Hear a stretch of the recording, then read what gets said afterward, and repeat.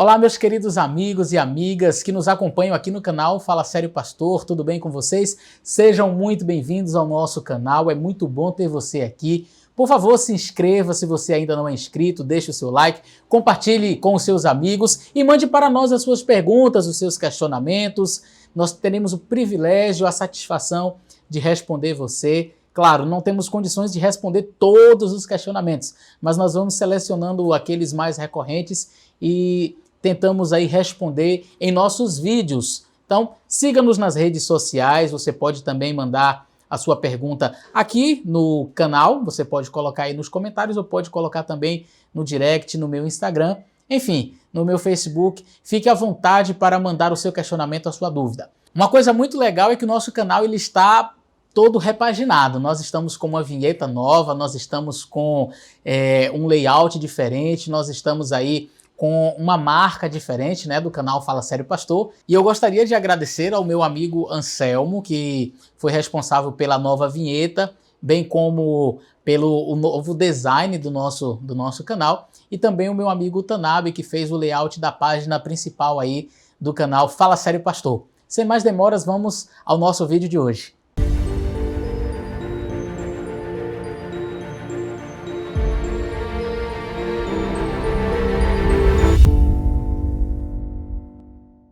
Bom, no vídeo de hoje nós vamos fazer uma análise de um outro vídeo que tem circulado aí pela internet e que várias pessoas me pediram para fazer a análise desse vídeo. Comumente eu não faço assim.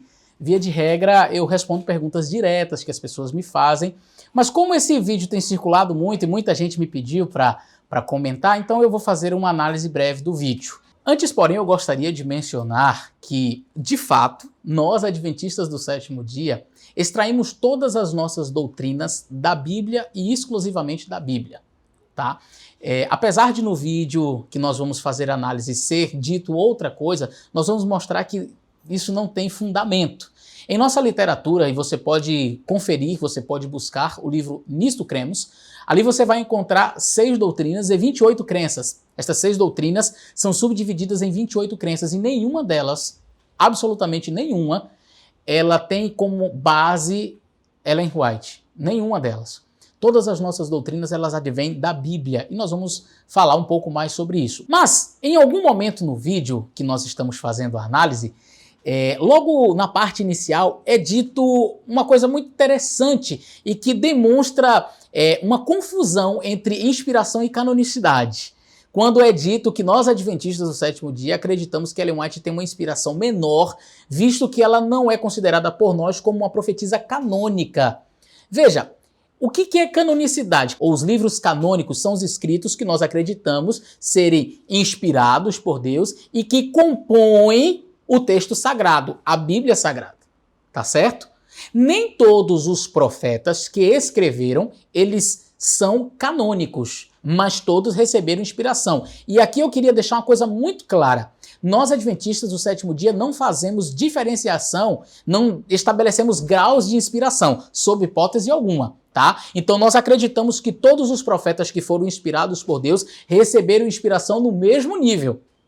Agora, canonicidade é outra coisa. Não confunda canonicidade com inspiração, tá? Então veja, quando o profeta Natan, ele conversa com Davi, ele dá as suas instruções, ele é um profeta inspirado por Deus. O que ele falou era correto, era divinamente inspirado. Agora, a pergunta era canônico? Não. E eu queria fazer menção para vocês de alguns textos na Bíblia onde demonstra que nós tivemos livros que foram escritos por profetas e eu não tenho como desvincular o profeta da inspiração divina, mas que não são canônicos, ok? Então abra sua Bíblia, por exemplo, em 2 Crônicas.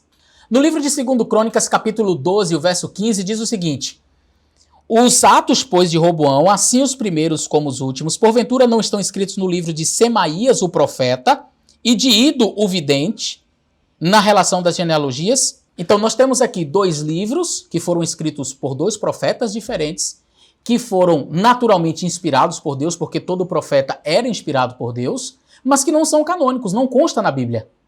Ok? Nós temos ainda em 2 Crônicas, capítulo 9, o verso 29, o texto que diz: os demais atos de Salomão, tanto os primeiros como os últimos, porventura não estão escritos no livro das crônicas de Natã, o profeta, e na profecia de Aías, o silonita, e nas visões de Ido, o vidente, acerca de Jeroboão. Veja, o profeta, o vidente, eram homens de Deus, inspirados por Deus, e, repito, nós não acreditamos em níveis de inspiração. Assim, o Espírito Santo inspira esse aqui, não. Moisés, para escrever aqui, é essa inspiração aqui.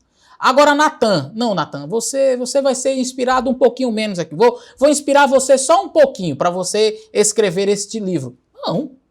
Nós acreditamos que eles tinham mensagens importantes para aquele tempo. Nós acreditamos que eles receberam visões de Deus que foram relatadas em seus livros. Acreditamos que eles tinham mensagens inspiradas por Deus no mesmo nível de Moisés, no mesmo nível de Elias. Qual foi o livro que Elias escreveu mesmo? Você não encontra nenhum livro de Elias, mas com certeza Elias teve visões, com certeza Elias teve sonhos que Deus deu a ele revelações e que foram transmitidas naquela época como verdade presente. Era uma verdade aplicável àquele tempo, mas que por algum motivo, Deus não permitiu que entrasse no cânon bíblico porque não tinha uma conotação universal. Ele não era aplicável, quem sabe, a todos os tempos. Era uma mensagem mais direta para aquele tempo, para aquele povo. Nós temos possivelmente uma carta de Paulo que foi escrito antes da primeira e da segunda carta que ele fez aos Coríntios e que não entrou num cânon sagrado. Quando você abre a Bíblia em 1 Coríntios capítulo 5, verso 9, diz o seguinte: já por carta vos tenho escrito, que não vos associeis com os que se prostituem. Veja, Paulo já tinha escrito cartas antes para os coríntios. E isso ele relata na primeira carta, depois ele faz mais uma segunda carta. Mas essa anterior à primeira, que seria de fato a primeira, não entrou no cânon bíblico. Pergunto, então é porque não era inspirado? É porque Paulo não estava inspirado? Não, Paulo estava inspirado. Só que canonicidade e inspiração são coisas diferentes. Um profeta ele pode ser inspirado, entregar uma mensagem para um povo, para um determinado momento, e Deus não achou por bem que aquela profecia, que aquele texto compusesse o texto sagrado. Isso não quer dizer que o profeta é menos ou mais inspirado. Ficou claro? Espero que sim. Ellen White ela está enquadrada no mesmo grau destes profetas, Ido, Natan, no grau de inspiração, por exemplo, da profetisa Ulda. Nós acreditamos que todos esses profetas foram inspirados por Deus, com a mesma inspiração que Paulo, que Moisés e que qualquer outro profeta. Eles transmitiram mensagens importantes que foram escritas naquele tempo para o povo, foram mensagens de Deus direta para o povo e que tiveram o seu papel, o seu lugar, mas elas não eram canônicas, elas não deveriam compor o cânon bíblico. Bom, uma outra coisa que foi mencionada no vídeo é que nós, adventistas do sétimo dia, temos doutrinas que são baseadas em Ellen White. Ora, eu gostaria de dizer para você que isso não é verdade. Em especial, foi citada a doutrina do santuário, como que a doutrina do santuário de um juízo de investigação não é bíblica. Ora, primeiro, não foi Ellen White que trouxe essa doutrina para a igreja adventista. Não foi uma revelação que Deus tenha dado a ela, e ela então entrou em visão e viu que a doutrina do santuário é bíblica. Ao contrário, quem teve essa visão foi Hiram Edson. Então, não tem que ver com Ellen White. A propósito, os nossos pioneiros, nenhum deles, quando foram estabelecidas as nossas doutrinas, nenhum deles se baseou em Ellen White. Todas as nossas doutrinas elas são baseadas única e exclusivamente na Bíblia. Então, mas existe santuário? Ora, existe um santuário no céu? Claro! E eu quero ler alguns textos da Bíblia para você que mencionam que existe sim um santuário no céu. O livro de Hebreus traz de maneira muito clara que existe um santuário celestial. Inclusive, fala do ministério de Cristo, o ministério sacerdotal de Cristo no céu. Em Hebreus 9, verso 24, por exemplo, diz o seguinte: porque Cristo não entrou num santuário feito por mãos, figura do verdadeiro, porém no mesmo céu, para agora comparecer por nós perante a face de Deus. Veja, Hebreus capítulo 9, verso 24, claramente menciona um santuário celestial. Se você vai ao livro de Apocalipse, as cenas de um santuário são claríssimas. Eu diria que o livro de Apocalipse é o livro que mais fala de um santuário no céu. Quando você abre o livro de Apocalipse, você já vê Jesus entre os candeeiros de ouro. Quando você vai para o capítulo 8, por exemplo, no verso 3, diz: e veio outro anjo e pôs-se junto ao altar, tendo incensário de ouro. Quer dizer, nós temos figuras claras de um santuário no céu. Vamos mais para frente um pouquinho no livro de Apocalipse, no capítulo 11, verso 19. Abriu-se no céu o templo de Deus, o santuário de Deus. E a arca da aliança, a arca do concerto, foi vista no seu templo. E houve relâmpagos, vozes e trovões. Eu quero dizer para você, querido, que me assiste nesse momento, a doutrina do santuário ela está presente em toda a Bíblia. E dizer que existe um santuário no céu não é extra-bíblico. Na verdade, foi dito no vídeo que nós somos os únicos que acreditam que existe um santuário no céu e etc. Nessa doutrina do santuário, eu quero dizer para você, eu fico abismado como é que outros não enxergam isso. Eu fico até me questionando se a Bíblia que eu possuo é a mesma que outros possuem. Porque a doutrina do santuário ela é patente. O ministério sacerdotal de Cristo no céu é patente. Agora, eu não tenho tempo para explicar para você a tipologia do santuário neste vídeo. Nós vamos fazer uma live especial falando só sobre isso daí, sobre as 2.300 tardes e manhãs, e nós vamos mostrar a tipologia que existe ali, ok? Então, voltando um pouquinho para a análise que foi feita de Ellen White. O colega teólogo em seu vídeo menciona que tem coisas em Ellen White que não estão escritas na Bíblia, detalhes. Entretanto, eu queria deixar uma coisa muito clara para vocês. Os detalhes que Ellen White traz em seus escritos, nenhum deles vai trazer uma nova doutrina ou vai ferir alguma doutrina bíblica, ok?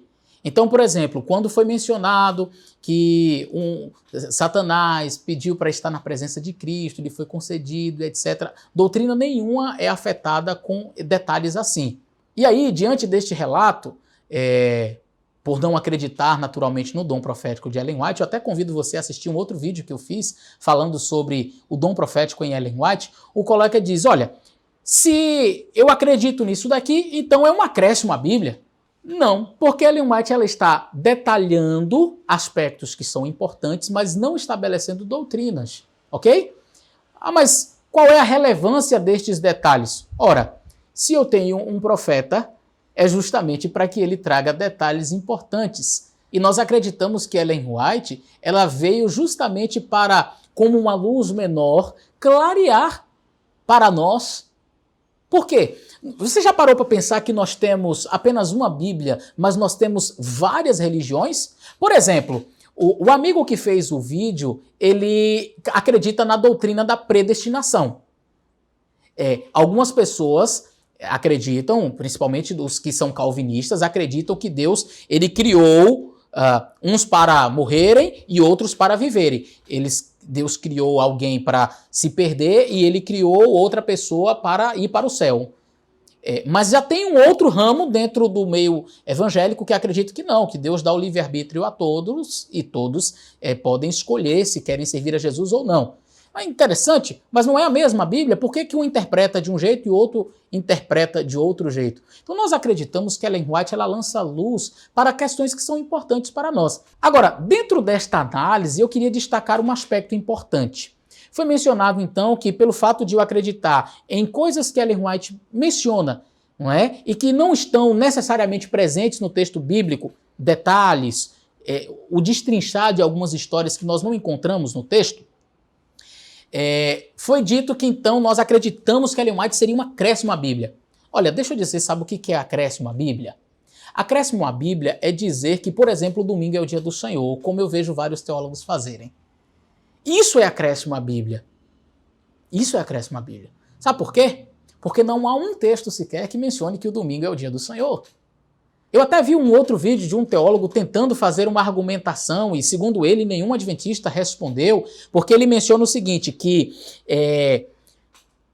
a Santa Ceia seria para nós adventistas, a transição à Páscoa, né? Jesus agora ele morre e ele então agora torna-se a verdadeira Páscoa, o tipo encontra o antítipo, como nós adventistas acreditamos, e ele diz, e onde é que está escrito isso? Que a Páscoa ela encontra ali na figura de Jesus, tá vendo? Da mesma forma como nós não encontramos isso na Bíblia, da mesma forma não está claro ali escrito domingo é o dia do Senhor, mas nós interpretamos que agora o domingo é o dia do Senhor. Gente... eu já vejo aí também uma confusão muito grande. Por quê? Porque o indivíduo que fez este comentário claramente demonstra não entender de tipologia. Na tipologia, o tipo encontra o antítipo. Não é que ele perde a sua validade, não é que ele deixa de existir, mas é que ele agora encontra o seu ápice. Então, a saída do povo de Israel do Egito, o êxodo, a libertação e o cordeiro sendo morto, ali prefiguravam Jesus Cristo. Isso é óbvio e trata-se então de tipologia. Eu tenho o tipo e tenho o antítipo. O tipo tem que encontrar com o antítipo. Por que eu não mato mais cordeirinho? Porque o verdadeiro cordeiro já morreu. O tipo encontrou o antítipo. Não é que não presta mais, não é que não serve mais, mas eu tenho um cordeiro que foi morto e pronto. Isso é tipologia. Agora, me diz qual que é a tipologia dos 10 mandamentos? Não matarás. Bom, mas agora em Cristo encontramos um ápice, eu vou mudar esse mandamento. Percebe que todos os 9 mandamentos, na cabeça de alguns, não trata-se de tipologia, estão todos válidos. Não podemos adorar a imagem, nós temos que honrar o nosso pai, não pode adulterar, não pode matar, não pode furtar, levantar falso testemunho, ter outros deuses, tudo isso. Agora, quando fala do sábado, o amigo, ele no vídeo tenta inferir que seria uma tipologia. Da mesma forma como os adventistas aceitam que na Santa Ceia nós temos ali a Páscoa e etc. Em Jesus, o Cordeiro Pascual, enfim. Agora também o sábado muda para o domingo. Ei, os 10 mandamentos não são tipológicos. Não confunda. Tipologia, toda a ritualística do santuário é tipológica. E por isso que nós acreditamos no santuário celestial. Porque dentro da tipologia do santuário, nós acreditamos não somente na morte do cordeirinho, mas todo o ritual que estava envolvido. Inclusive o Yom Kippur, o dia da expiação. Tudo aquilo ali apontava para Cristo. Ok? Então, colocar os 10 mandamentos ou o sábado dos 10 mandamentos como algo tipológico, encontrando agora o domingo. E ele chega a citar o Kyriake Hemera, que seria aquela expressão que aparece em Apocalipse 1:10, onde fala do dia do Senhor como sendo o domingo. Eu quero dizer para você, eu não sei quem foi que acreditou nesse vídeo, mas eu quero dizer para você que a expressão Kyriake Hemera significa dia do Senhor. Em lugar nenhum é dito que ali é um domingo, tá? Ah, mas o Kyriake Hemera, os primeiros cristãos acreditavam que era domingo. Nada disso. Nada disso. Eu posso pegar todos os manuscritos antigos, eu queria que algum, talvez, que acredite que Apocalipse 1 está falando ali do dia do Senhor como sendo domingo, me mostrasse um manuscrito que fale do domingo ali. Ali fala Kyriake Hemera, dia do Senhor, ponto. Dizer que é o domingo, isto sim é acréscimo, e eu vi gente dizer isso na internet, tá? Da mesma denominação, dizendo assim, olha, em Apocalipse 1, João entrou em visão no dia do Senhor, isto era um domingo. Aonde é que está escrito isso? Lá em Atos diz que os discípulos estavam partindo o pão, foram comer, e aí Paulo começou a falar, a prática se alargou até a meia-noite, até o Eutico caiu da janela, morreu. Viu? Paulo está comendo aqui no dia de domingo. Isto aqui era uma santa ceia. Eles estavam ceando, e aqui agora mostra claramente que é o dia do Senhor. Não coloque palavras na Bíblia. Isso é fazer acréscimo à Bíblia. É dizer que um dia que Jesus não disse que era, agora é o dia do Senhor, só porque os discípulos estavam reunidos. Mas porque no Pentecostes o Espírito Santo caiu sobre os discípulos no dia de domingo, era o primeiro dia da semana. Logo, o domingo é o dia do Senhor. Onde está escrito que é o dia do Senhor?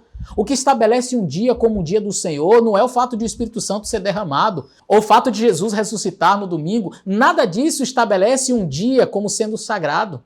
O que estabelece um dia como o dia do Senhor é a palavra dele. Quando ele diz o sábado é o dia do Senhor, acabou. Dizer que o domingo é o dia do Senhor, isto sim é um acréscimo à Bíblia. Isso a Ellen White nunca fez. Agora ela trouxe detalhes. Detalhes importantes que enriquecem a nossa vida espiritual. Quando nós olhamos para o texto bíblico, nós olhamos para os textos que ela escreveu e a gente tem uma clareza maior, a gente tem uma amplitude maior do texto. Nós não acrescentamos, nós não usamos Ellen White como acréscimo à Bíblia, nós não usamos Ellen White como substituto da Bíblia. Nós não fazemos de Ellen White o apêndice da Bíblia, mas nós respeitamos ela como profetisa do Senhor. E nós entendemos sim que ela teve a inspiração, a mesma inspiração que qualquer profeta, mas ela não foi uma profetisa canônica, ok? Como vários outros profetas. Que Deus abençoe você, espero ter te ajudado nesse vídeo.